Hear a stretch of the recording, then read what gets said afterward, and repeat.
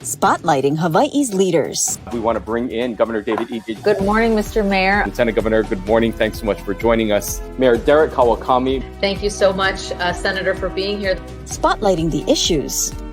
Where is the virus right now in our community? How much is this overall going to cost the state? How are you responding to the community's concerns? Talk about the level of citations that you guys are writing. Spotlight Hawaii with Yanji Denise and Ryan Kalei Suji on the digital platforms of the Honolulu Star-Advertiser. This episode of Spotlight Hawaii is brought to you by Chaminade University.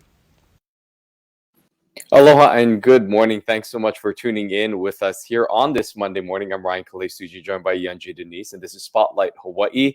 We're kicking off this Thanksgiving week talking to Governor David Ige this morning, Yanji. That's right, and we are so thankful that the governor is back from his trip to Glasgow. Welcome, Governor Ige, live from the Capitol this morning. Aloha, Yanji and Ryan. Thanks again for giving me this opportunity. Well, it's great to see you. Let us get just an overview how you think the state is doing right now. When you look at the numbers, the daily counts coming in and the vaccination rates, how are we?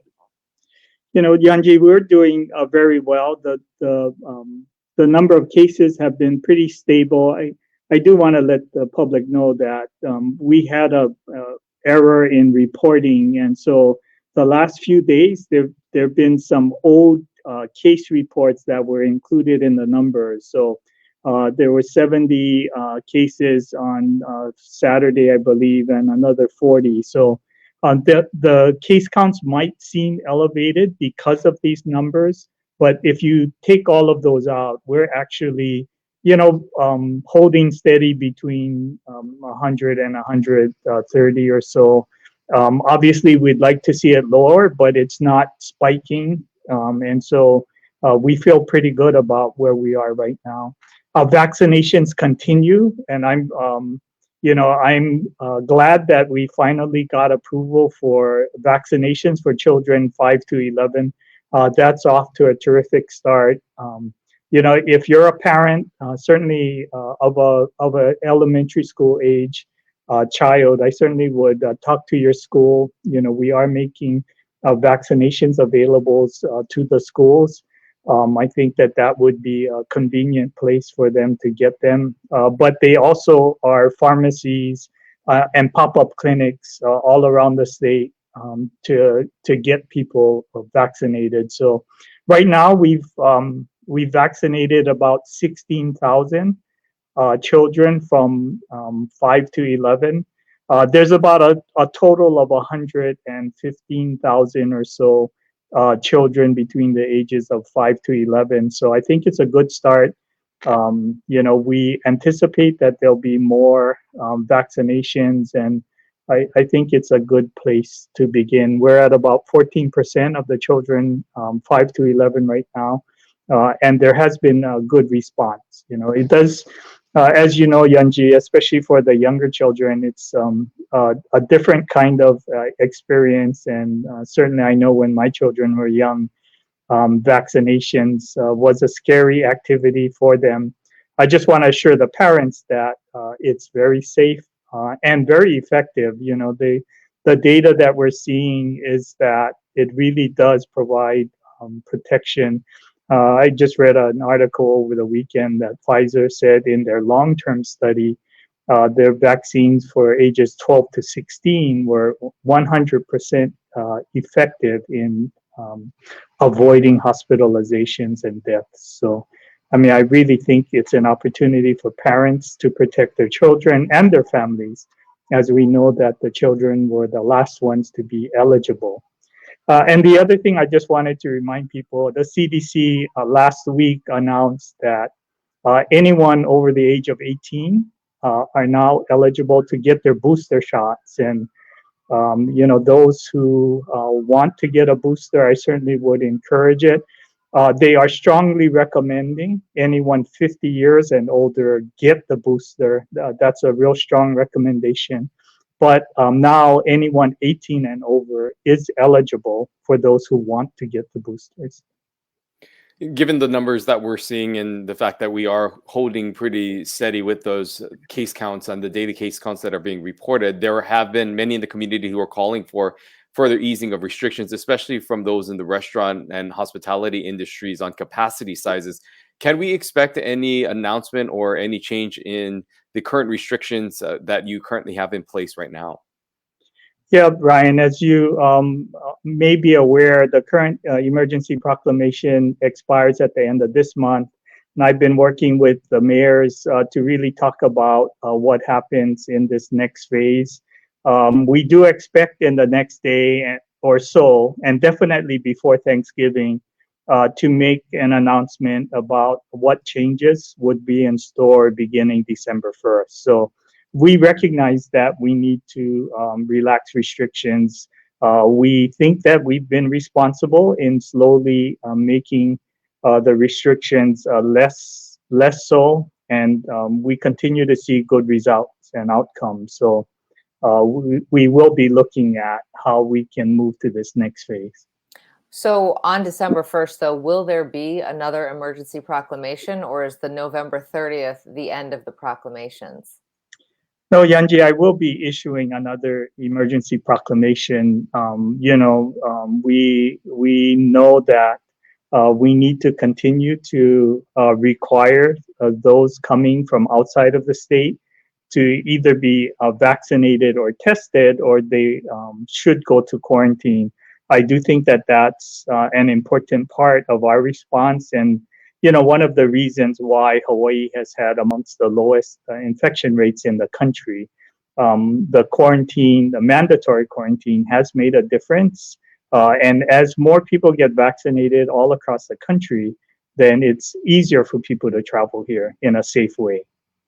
One of the things, in addition to those COVID-related restrictions that are in those emergency proclamations, are other things like the extension of driver's licenses and people having that extended deadline because of the backlog that initially occurred because of the pandemic. When do you foresee those types of deadlines sort of ending and actually holding true? Is that something that people will have to get done by November 30th? Because I think there are a lot of people who are concerned that this could be expiring and the lines are getting long from what we're hearing at some of these satellite city halls and places where people can register once again. What update can you give us on some of the extended deadlines for those things? Yeah, Brian, I know we have been working and looking at every exemption that's included in the proclamation and really making an effort to eliminate those that are not required any longer. So every proclamation that we issue is suspending fewer and fewer rules and laws and regulations. So I don't have the specifics on driver's license, but we will be in the next day or so making an announcement of what the impact on the new emergency proclamation will be.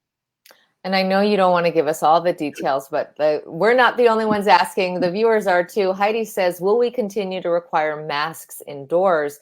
Keep safe travels in place. Of course, you did allude to keeping those travel restrictions there, so we know that's here to stay. But what about the mask mandate specifically for indoors? Yeah, I do think we will be continuing the mask mandate indoors specifically. We are seeing more and more studies about the effectiveness of mask wearing. And I do say that, Hawaii, we continue to have the mask mandate indoors, even though other states have dropped it. And I do know that I've talked to some of my governor colleagues, and the comment that I get the most about relaxing restrictions dealt with the mask mandate. Several governors, both Republicans and Democrats, regretted dropping the mask mandate indoors. It definitely has proven to be effective, and I do think that is one thing that we'll continue to have in place going forward. With regards to the emergency proclamation, there have been some in the legislature and some of the leadership there who have said that your signing of these emergency proclamations is really an abuse of power, that you have signed too many proclamations, and that they are looking for a way in the next legislative session to find a way to cap that, to find some sort of legislative mechanism to require maybe less authority that you would have to announce and to sign these emergency proclamations.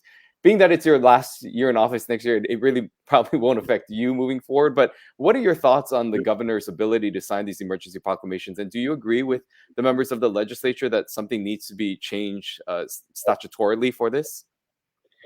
You know, Ryan, I think, and last session there were bills looking at limiting the governor's authority in emergency. And I would just say this, you know, all across the country during this pandemic, legislatures have introduced legislation to limit the governor's ability to suspend rules and take action. I would say this, virtually every single state that tied the governor's hands have regretted it. You know, the hard part about emergencies is that we can't predict exactly what will happen that causes an emergency. You know, here in the islands, we've had hurricanes and lava flows, and in addition to the pandemic, and all of those require different kinds of rules and laws to be suspended, and requires different action on behalf of the state or the county. And you know, I am accountable for the actions that were taken. I think we've been prudent in the emergency actions we've taken. I do know that it's very hard to predict. This pandemic has been an extraordinary event. You know, most emergencies will last for, you know, a few days to a few weeks. Sometimes, like the lava flow, it might occur and last 6 months. This is definitely a very unusual circumstance. I can't remember another emergency proclamation that extended for, you know, more than a year and a half and 2 years now. So this is an unusual situation. I do think that it's important that the legislature not overreach and tie the hands of the executive. Oftentimes, it's very difficult to predict what areas of law will need to be suspended or what actions we'll need to take. So I certainly will be, and the administration will be discouraging any actions to limit a governor's or a mayor's ability to keep our community healthy and safe. You know, on the issue of keeping us safe, Dr. Char has been on this program saying that she would be comfortable if the numbers were below 100 daily average counts.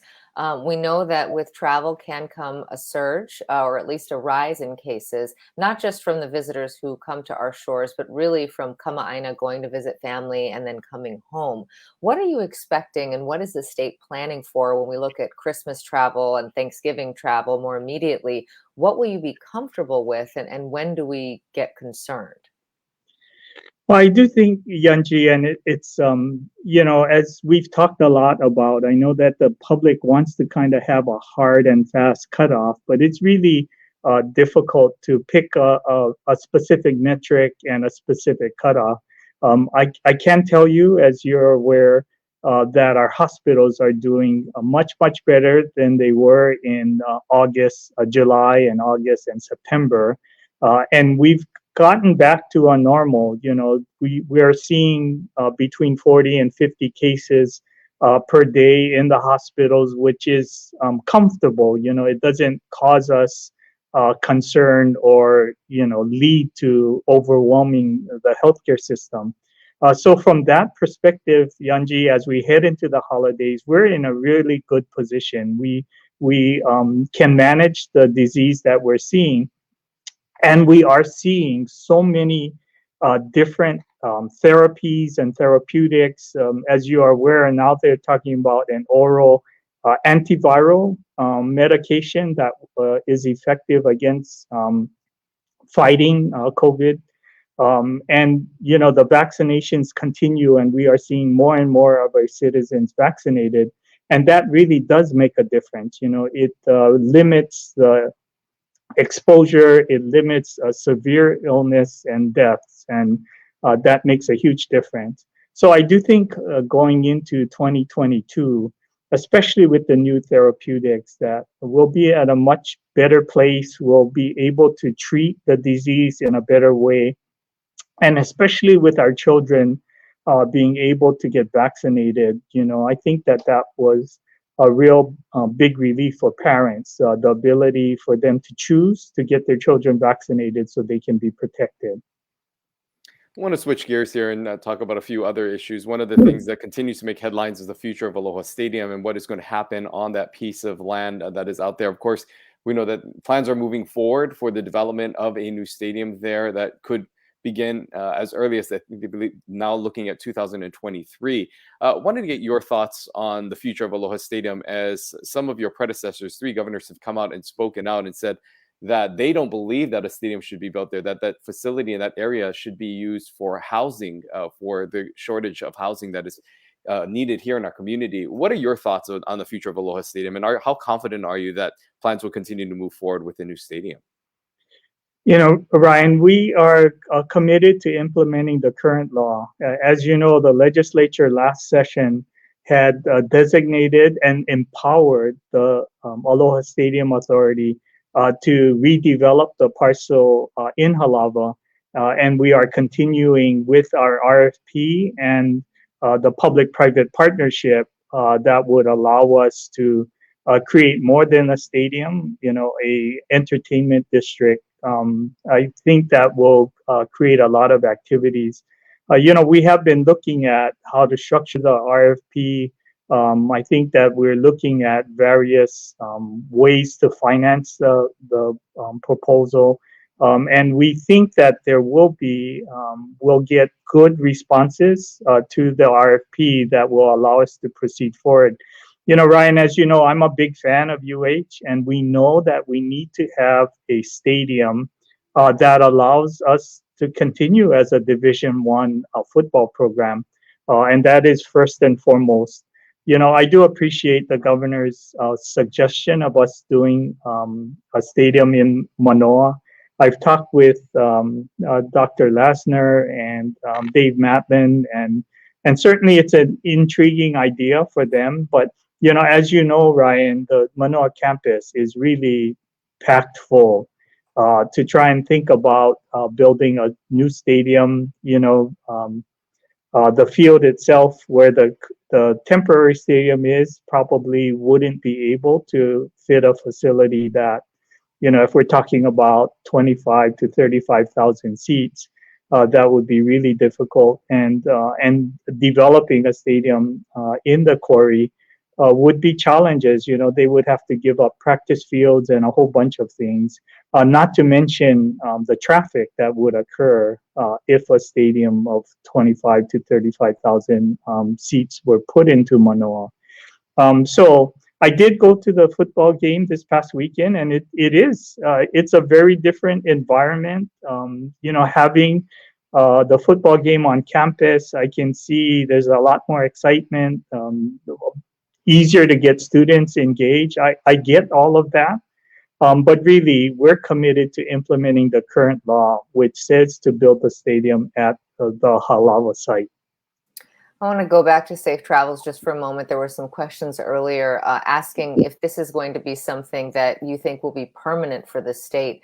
How long do you think safe travels will be in place? And do you see that program adjusting or sort of morphing in any way? Or do you like the way it is right now? Yanji, we are always looking about changes and what is most appropriate. During this pandemic with the virus activity specifically, we do anticipate that safe travels would be extended for as long as we are seeing high virus activity in other states. We want to make sure that those who travel to the islands from out of Hawaii are vaccinated or tested, or they go into quarantine. And I think that that's something that's very important to our community. We are also looking at how we can utilize safe travels on a more long-term basis. There's been a lot of discussions. HTA has been working on their destination management action plans, and we all know about what happens at Turtle Beach, with the traffic and Lani Kai and Hana Highway on Maui and Haena on Kauai and other locations that get overwhelmed there's been discussions about utilizing safe travels to help manage visitors, try and give them a better experience. So trying to be able to schedule people to visit various attractions in a way that would allow us to improve their experience, at the same time manage the vehicles and traffic and the impacts of the visitor industry. So all of those, I think we're looking at and thinking about what would be the best platform to do that. The department, DBIT has wanted to include, I think all of you know and are familiar with filling out the ag declaration, and it's been asked about whether we could incorporate the agriculture declaration as part of safe travel. So, now that we have the platform up, we are looking at, is there a kind of a long-term purpose for safe travels, and how we would migrate and implement changes. Well, one of those who had to fill out a safe travels form was yourself, coming back to Hawaii from your recent trip to COP26. If you can share with us some of the highlights from this international conference. Of course, this is a conference that made worldwide headlines, with various world dignitaries and leaders being there to talk about the sustainability of our planet and how we move forward. What can you tell us specifically about how Hawaii might be impacted by the discussions that took place during that time? Yeah, thanks, Ryan, for that question. As you may know, I'm very active in the U.S. Climate Alliance, which is, an association of governors, bipartisan, committed to fighting climate change. We got organized when President Trump pulled out of the climate agreement. We know that it was very important for the United States to be active. And as governors, we really felt that it was important that we continue to advocate for actions. And so, COP26, I think, was a terrific opportunity for us in Hawaii to really tell our story. I had made presentations and gave about 13 speeches to in various forums from different organizations. I participated with the other governors in the U.S. Climate Alliance. We're up to 25 states and territories, as I said, bipartisan, representing 55% of the population of the U.S. and more than $11 trillion of economic activity. If we were a country, we would be the third largest country, save for China and the United States itself. So it does represent a good portion of our community. Yeah, Ryan, I think the thing that I was most proud about, all of us as states, and Governor Inslee from Washington State did not like the reference to states as subnationals, like lesser than nationals. And we started to talk about states being supranationals because we are able to get consensus in our communities, and we are all taking more bold action and high impact action to fight climate change. Now, Ryan, as you know, Hawaii was the first state to commit to 100% clean renewable energy in 2015. Since we adopted that, there are 12 states and territories that have committed to 100% clean renewable energy for electricity.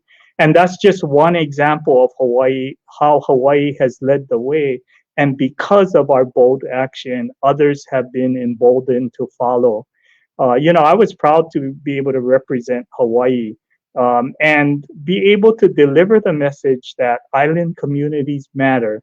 President Obama, in his speech to the island nations at the COP26, had just mentioned about how Hawaii really, and island communities, really represent the canaries in the coal mines, if you would, that we see the impacts of climate change now. The coral bleaching events, the droughts, the hurricanes, all of those things are more intense, and island communities all across the world is seeing the impact. So I was proud to be able to represent Hawaii and really talk about what we're doing, not just talking about what we wish other people would do. And that made an impact.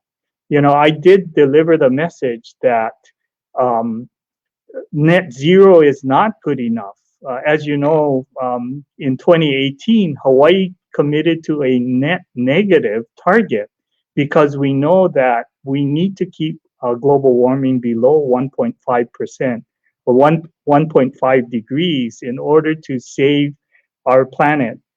And we are on track to exceed the Paris Agreement, and all the other US Climate Alliance states are similarly positioned. So it was a real terrific conference. It gave us an opportunities as states to talk about the actions we've already taken and really encourage other communities to be bold as well, because we know that that we need to take high impact action in order to save the planet. We are almost out of time, but I want to get your thoughts on, or your plans rather, for Thanksgiving. I know that when we had talked last year, we've been talking, every other week for some time now, and you had planned to scale back Thanksgiving. And I know traditionally you have a pretty big family event. What are your plans for this holiday, and what are you advising the community? Well, I certainly would encourage everyone to it definitely will be getting closer to normal, but we certainly are encouraged people to be prudent. Stay within your families. Encourage everyone to be vaccinated. I certainly will be asking the relatives who are coming over whether they are vaccinated or not. We want to. We recognize that we all miss the family gatherings, and it would be good to have a family gathering again. We're going to be keeping it to our immediate family and limit it to 10 or less, because we know we'll be indoors and wanting to make sure that we can do it in a safe way. I'm excited because, as you know, last year my children decided not to come home for Christmas holidays, and they are all definitely coming home this Christmas. So, I am hopeful that this holiday season will be a little closer to normal than last year, and hoping that Christmas holidays can be a time again that families can safely get together and talk about looking forward to the next year and having a joyous time with their families. All right, Governor David Ee, thanks so much for starting your week off with us and for spending some time and giving us a recap of your trip, but also about what's to come. We look forward to hearing more about the emergency proclamation in a few days, but wish you and the family a happy Thanksgiving, Governor. Thanks so much. Yeah, thanks, Yanji. Thanks, Ryan. I appreciate this opportunity. Aloha. Aloha. Well, good to hear from him there. And you did hear that in the next few days, we will be getting an announcement about another executive order. He's not ready to give that up just yet. He said there are still some emergency powers that he needs to retain, and specifically talking about travel. And it does sound like also some restrictions. Sounds like the mask mandate, at least for indoors, is here to stay. So that is something that I know a lot of you were asking about. And interesting to hear his thoughts on safe travels, that the program could eventually evolve into something where you could, it sounds like perhaps have something like a reservation system for some of the more high traffic areas. They're still trying to figure out what to do with that platform, but now that they have it in place, they don't want to give it up.